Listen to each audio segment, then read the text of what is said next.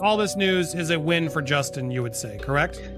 Yes. But it's interesting, as to summarize, correct me if I'm wrong here, we're looking at a filing from both Freedman as well as here from Lively. What if Blake Lively suspected all along that her lawsuit against Justin Baldone wouldn't hold up? According to sources, elite attorney Bryan Freedman has come forward with new findings that completely shift the narrative. So what did he actually discover, and why does it dismantle the version of events Blake has been pushing from day one? Keep watching as we dive into the revelations she probably hoped would never come to light. Correct me if I'm wrong here, we're looking at a filing from both Freedman as well as here from Lively, an email they attached where she is attempting to withdraw. Here's the email effectively. Sorry, making sure you can see it here. Here it is. She is trying to partially dismiss without prejudice, basically her emotional distress, all that stuff. Can you sort of explain what we're looking at and what this request for, before we get into the craziness of it, what is Blake actually requesting here?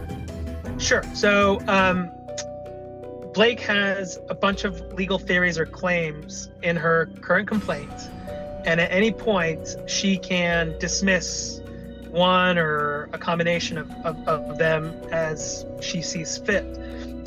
In federal court, it has to be stipulation to dismiss, which means the other side has to agree to the form of how the dismissal is happening. So that's what you're looking at here. And there's a fight, which we'll probably talk about, as to how the dismissal is being done. Is it with or without prejudice? And I could talk about that if you'd like. The lawsuit that wasn't what it appeared to be. Blake Lively versus Justin Baldone. At first glance, it seemed like just another sensational celebrity feud. Blake filed legal action against Justin, accusing him of misconduct and crossing boundaries. On set, the public lapped it up. The narrative positioned Blake as the wronged woman and Justin as yet another Hollywood figure accused of going too far. But what if that was only part of the story? What if the truth had been carefully hidden, masked behind curated headlines and selective statements? From day one, Blake's case drew quiet doubts behind closed doors. While the allegations sounded grave, there was an undercurrent of uncertainty. Legal documents filed early on lacked the solid, detailed backing usually seen in cases of this nature. Legal observers noted that Blake's side leaned heavily on recollection and lacked external verification. Those close to the case pointed to irregularities in the timeline and inconsistencies with what actually took place on set. These weren't minor hiccups. They were major warning signs, and for some, it all felt oddly familiar. Hollywood has a history with stories like this, accusations that spark outrage but fall apart when the facts emerge. One name came up again and again: Amber Heard. Like her, Blake's claims started to unravel as scrutiny increased and the evidence failed to support her version of events. Legal commentators fixated on one critical issue: the glaring absence of strong, corroborated proof at the center of her complaint. Without it, the public narrative began to shift, and cracks started forming fast. Then came Bryan Freedman, a legal heavyweight with a reputation for being both strategic and relentless. Freedman was never interested in spectacle. He had a singular aim: dismantle Blake's claims piece by piece. His record in celebrity legal conflicts is led just for winning, but for how thoroughly he exposes the cracks. Behind the scenes, Freedman was already laying the groundwork before anyone even realized he was involved. His strategy: zero in on contradictions, dig up digital records, and call out the holes in Blake's timeline, and his tactics worked. Bit by bit, the case turned. Leaks emerged. Screenshots, emails, call sheets, all painting a picture that didn't match Blake's accusations. Insiders say these findings began to quietly shift momentum in Justin's favor. The story that had once seemed so one-sided now looked dangerously flawed. But what exactly did Freedman uncover? Which pieces of evidence flipped the case upside down? That's where things get disturbing. Because what surfaced didn't just weaken Blake's legal claims, it led to a much bigger, more troubling question: was the entire story the public rallied around ever grounded in truth at all? In every civil lawsuit, there's what's called economic damages, which is things that you can calculate, like loss of earnings or loss of profits, as long as they're not too speculative. The other thing is called non-economic damages, which is emotional distress. And then the third one is punitive damages, which doesn't really come in until like the very, very end of the case or during trial. Now, those are things you can ask for money. There are separate legal theories that are emotional distress based. So one is intentional infliction of emotional distress, which is, you drove your car into my house while I was watching, and that caused me suffering, right? And the same thing can be with negligent infliction of emotion distress. So that's a legal theory that's based on the harm of emotion distress.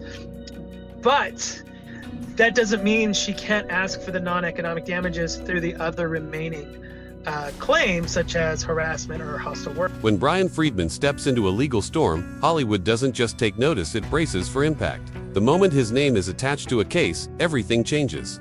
He's not just another high-powered attorney.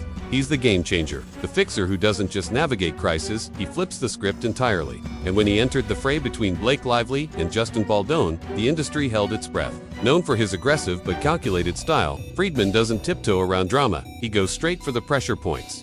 With laser precision and unrelenting force. By the time Blake's lawsuit against Baldoni started to unravel, it wasn't coincidence, it was Freedman's signature at work. Instead of focusing on one claim at a time, he took apart the case layer by layer, exposing contradictions the public didn't see coming. From timelines that didn't add up to allegations that changed tone depending on the audience, he dismantled Blake's case in full. But it wasn't just about tearing it down, it was about taking control of the story. Because that's what Freedman does best. He doesn't fight the narrative, he rewrites it completely.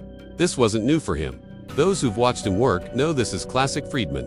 The same lawyer who turned the tide for Megan Fox by redirecting the spotlight from her to the director who mishandled her on set. The same man who's challenged billion-dollar studios and walked away with decisions that didn't just shift public opinion, they altered industry playbook. What makes him stand out isn't only what he does in court, but how he uses the truth like a weapon, cutting through PR, smokescreens, and spinning headlines with brutal accuracy. In the case of Blake versus Justin, he didn't settle for defense. He mounted a counter-narrative so compelling that Blake's side couldn't keep up. Legal commentators pointed to his tactics early on, noting how calculated and layered his approach was. One analyst summed it up best. He wasn't reacting, he was orchestrating. While Blake's legal team worked to justify each allegation, Freedman had already set up a broader arc that discredited the foundation of the complaint altogether. And his edge? Evidence, not speculation or flashy claims, hard proof. Sources close to the proceedings revealed that Freedman unearthed texts, emails, and witness statements that contradicted Blake's accusations directly. Some messages reportedly showed her explicitly approving scenes she later labeled inappropriate. The effect was swift and damning. As the materials surfaced, Blake's legal strategy began to collapse. Her lawyers, once confident, started stepping back from their strongest claims, realizing they were now liabilities instead of leverage. What shook observers most wasn't just how the case crumbled, it was how the tools of its destruction came from Blake herself. Her own messages, her own documentation, her own decisions used against her with devastating precision. In the end, Freedman didn't just secure a legal win, he sent a warning shot across Hollywood. Truth cuts deeper than spin, and even the most carefully constructed image can't survive the weight of cold, undeniable evidence. Did Blake Lively suspect from the outset that her legal battle was destined to fall apart? It may be hard to believe, but beneath the carefully curated image she projected to the public, there were early signs suggesting that Blake may have known her case had serious flaws. While she maintained a strong, assertive front in the media portraying herself as a fearless advocate, calling out misconduct, there were quieter signals behind the curtain that painted a more uncertain picture. Insiders describe a notable contrast between her public confidence and the private concerns surfacing within her legal circle. To the world, Blake was unwavering, delivering firm public statements, speaking with conviction in press appearances, and positioning herself as a symbol of empowerment. But according to documents linked to the legal proceedings, her team had moments of internal hesitation. Individuals familiar with the case say there were confidential discussions among her attorneys that hinted at doubt. In one alleged internal thread, her legal team debated reducing the scale of her accusations, a possible sign they had identified weaknesses early on. Despite this, Blake charged forward, seemingly unfazed. But what was fueling that decision? Was it ego, refusal to back down, or was she playing a much longer game? Hollywood veterans recognize this pattern. Many have compared her trajectory to Scarlett Johansson's very public dispute with Disney. In that case, the courtroom was only part of the story. The battle for public support was just as critical. Likewise, Blake may have understood that the real prize wasn't a legal win, it was preserving her public image. By leaning into the victim narrative, she may have been trying to maintain control over how the public saw her, even if the legal foundation was weak. And in Hollywood, courtroom success isn't the only measure of victory. Winning hearts and minds can be just as powerful. As Bryan Freedman began unveiling evidence that undermined Blake's case, emails, behind-the-scenes notes, and direct contradictions to her account, she didn't disappear from view. On the contrary, she became more visible. She took part in more interviews. Her emotional involvement appeared to grow. Observers took note of the timing, suggesting this wasn't random. Some saw it as a calculated shift. Typically, attorneys advise clients to remain quiet during litigation, but Blake's media presence only grew. This shift in tone raised eyebrows among legal professionals. One analyst pointed out that her media strategy seemed more like a publicity campaign than a courtroom tactic. That theory gained more weight with additional leaks. One internal email reportedly revealed a preemptive image rehabilitation plan in case the lawsuit collapsed. If that's accurate, Blake wasn't caught off guard by the outcome she may have been bracing for it all along. With Freedman meticulously exposing the weak points in her narrative, a new interpretation began to emerge. Her persistence in the case may not have been about seeking justice, it may have been about preserving optics. If so, Blake's campaign wasn't built to win a lawsuit, it was built to win public favor. But Freedman's thorough dismantling of her case turned what may have been a controlled PR effort into something far less flattering. In the end, if she did suspect her claims wouldn't stand and moved forward anyway. It wasn't courage on display, it was a high-stakes gamble, and ultimately, one that didn't pay off.